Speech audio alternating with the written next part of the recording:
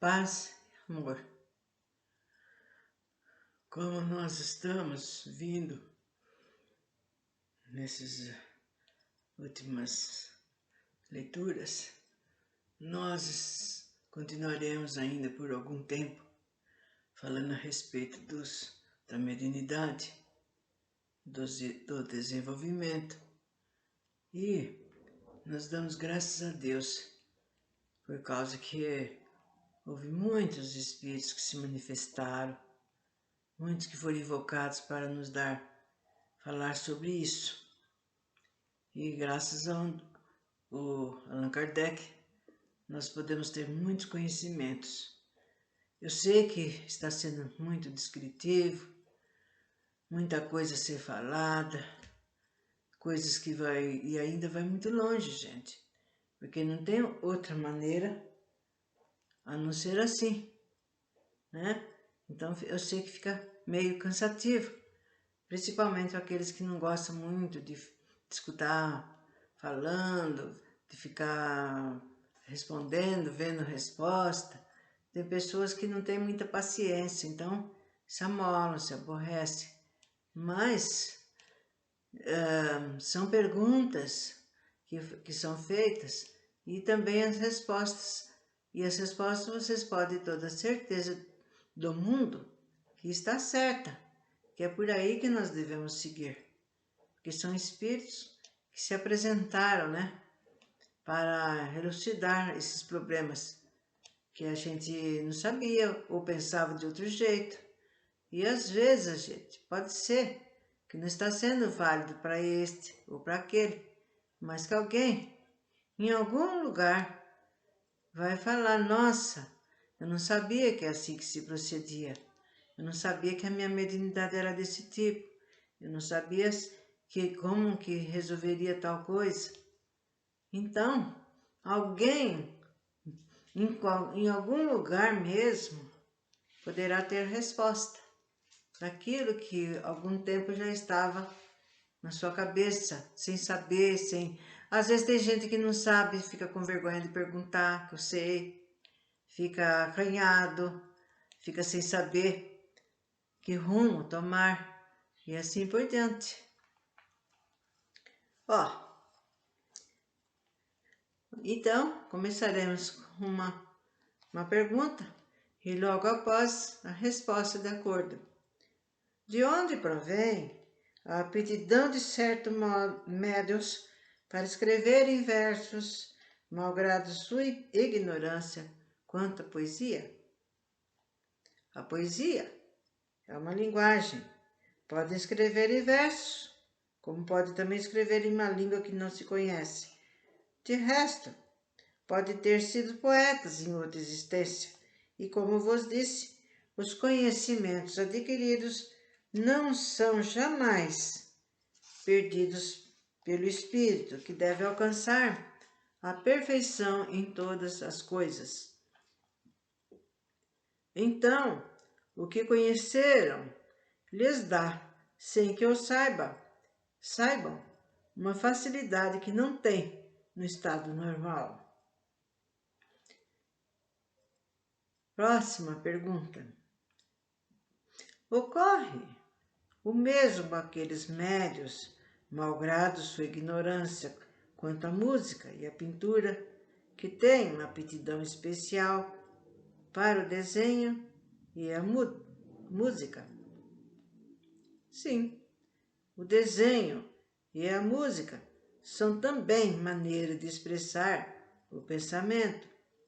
Os espíritos se servem dos instrumentos que lhes ofereçam maior facilidade. Bom, a expressão do pensamento pela poesia, pelo desenho ou pela música depende unicamente da aptidão especial do médium ou do espírito que se comunica. Algumas vezes do médium, algumas vezes do espírito. Os espíritos superiores têm todas as aptidões. Os espíritos inferiores têm conhecimentos limitados, né? Como nós, é tudo limitado. E tem coisas que nem adianta a gente querer saber ou pesquisar, que nós não alcançamos ainda esse estado, né? De aprender, de entender aquilo. Por isso que nós devemos continuar lendo cada vez mais, né? Principalmente em assuntos que nos interessam, que a gente quer guardar, quer saber, quer aprender, quer passar para outros. E assim até que chega numa meta, né? Em tal parada, que aí a gente já está pronto para entender coisas mais difíceis, né?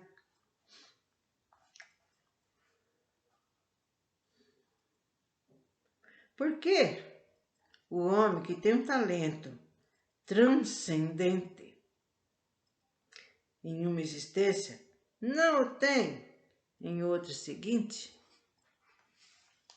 Não ocorre sempre assim, porque frequentemente ele aperfeiçoa em uma existência o que começou numa precedente. Mas pode ocorrer que uma faculdade transcendente adormeça durante um certo tempo, para com isso deixar uma outra mais livre se desenvolver. É um germe latente que se reencontrará mais tarde e do qual sempre ficam alguns traços, ou pelo menos uma vaga intuição. Bom,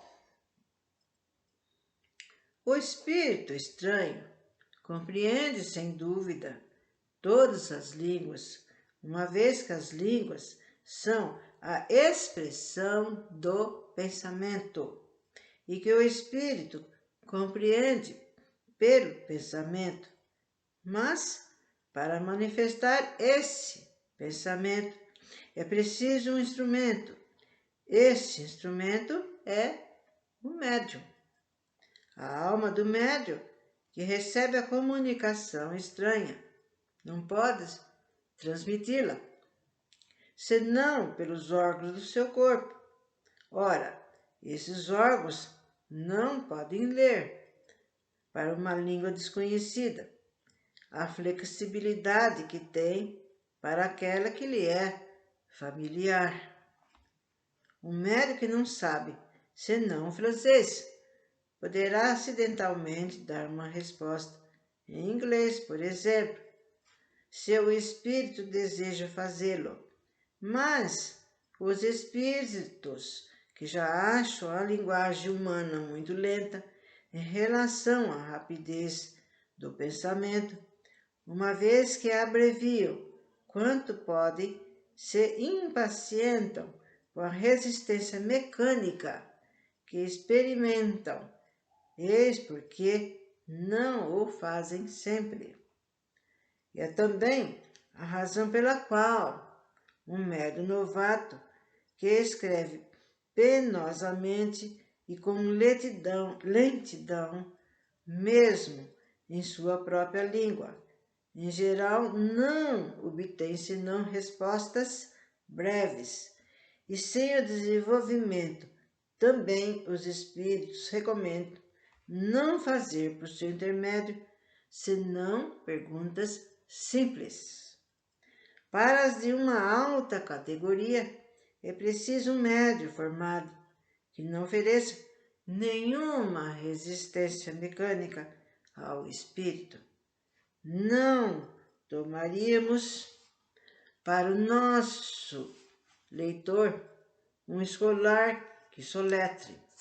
Um bom obreiro não gosta de servir de más ferramentas. Acrescentemos uma outra consideração de grande gravidade no que concerne às línguas estrangeiras. As tentativas desse gênero são sempre feitas com um objetivo de curiosidade e de experimentação. Ora, nada é mais antipático aos espíritos do que as provas às quais se tenta submetê-los. Os espíritos superiores jamais se prestam para isso e se afastam desde que se vê entrar nesse caminho. Tanto como se compraze com as coisas úteis e sérias, tanto repugnam-se a ocupar com coisas fúteis e sem objetivo nenhum. Dirão os incrédulos, para nos convencer, e este objetivo é útil, uma vez que pode ganhar adeptos para a causa dos espíritos. A isso, os espíritos respondem: nossa causa não necessita daqueles que têm bastante orgulho para se crerem indispensáveis. Chamamos a nós aqueles que queremos e, frequentemente, esses são os menores e os mais humildes. Jesus fez os milagres que lhe pediram os escribas. E de quais homens se serviu para revolucionar o mundo? Se quereis vos convencer, tendes outros meios, além da força. Primeiro, começais por vos submeter. Não é normal que o escolar imponha sua vontade ao mestre. Então, quanta coisa e quantas coisas ainda virão, gente. Sempre acompanhando, sempre pesquisando, que é dessa maneira que nós vamos chegar, né, num ponto X, onde nós vamos até ficarmos felizes, né, que a gente vai já ampliando cada vez mais o conhecimento, cada vez mais entendido, e a gente passa para esse, passa para aquele. Só que, no momento, tem aqueles que não se interessam, aqueles mesmo, que não se interessam por nada, sobretudo naquilo que se diz a respeito da espiritualidade. Não se interessam, não querem, às vezes ficam até bravos. Nossa, não gosto de falar disso, não gosto de ouvir isso, não quero saber, né? E sai, né? Vai embora, deixando às vezes a pessoa falando sozinha. Mas vai chegando um momento em que ele vai amadurecer, que ele vai começar, como tudo na vida, né, gente? Chega um momento que ele vai falar: nossa, por que eu estou aqui? Qual é a razão de tudo isso? Por que muitos sofrem e outros não? E aí ele vai querendo saber a resposta para tudo isso. É onde ele vai começar realmente a se interessar. Aí ele vai querer ler livros sobre livros e vai gostar de sempre encontrar alguém que lhe passe alguma novidade, algum ensinamento a respeito daquilo tudo. E, como sempre, gente, disso resulta, salvo algumas exceções, o médium exprime o pensamento dos espíritos pelos meios mecânicos que estão à sua disposição e que a expressão desse pensamento pode e deve mesmo, o mais frequentemente, se ressentir da imperfeição desses meios. Assim, o homem inculto, o camponês, poderá dizer as mais belas coisas, exprimir os pensamentos mais elevados, os mais filósofos, falando como um camponês, porque não se sabe para os espíritos, o pensamento, tudo isso domina. Então responde à objeção de certos críticos a respeito das incorreções do estilo de ortografia que se pode vir censurar nos espíritos e que pode provir do médium tão bem quanto do espírito. A futilidade de se prender em semelhantes coisas, não é menos pueril interessar-se em reproduzir essas incorreções com minuciosa exatidão, como vimos fazê-lo alguma vez. Pode-se, pois, corrigi-las sem nenhum escrúpulo, a menos que não seja um tipo característico do espírito que se comunica, em cujo caso é útil conservá-las como prova de identidade. Assim, por exemplo, que vimos um espírito escrever constantemente, Julie, sem S, falando a seu neto, porque, quando vivo, escrevia dessa maneira, e embora o neto, que servia de médium, soubesse escrever perfeitamente o seu nome. Então, vocês estão vendo, né? Provas sobre provas do que foi falado, do que é certo, do que a gente deve seguir, né? Cada dia, cada hora, cada momento a gente está aprendendo uma coisa diferente. E não é porque a gente leu, que a gente estudou, que a gente está sabendo, não, gente. Sempre é um caminho, sempre aberto um caminho para a gente seguir. Nossa, da outra vez eu li e não entendi tão bem como tu está entendendo agora. Então, principalmente, né, que a gente tem sempre que pôr atenção naquilo que está lendo, que está falando, para a gente se integrar melhor no assunto, porque senão a gente, com o passar do tempo, a gente esquece mesmo. Então, espero que tenha sido de grande utilidade para alguém, principalmente se esse alguém está há muito tempo precisando de palavras a respeito do problema que ele tem, porque muitos sabem que tem mediunidade e não sabem onde ir, não sabem como se exprimir, está no meio que não é de pessoas espíritas, isso daí atrapalha muito, né? E assim por diante.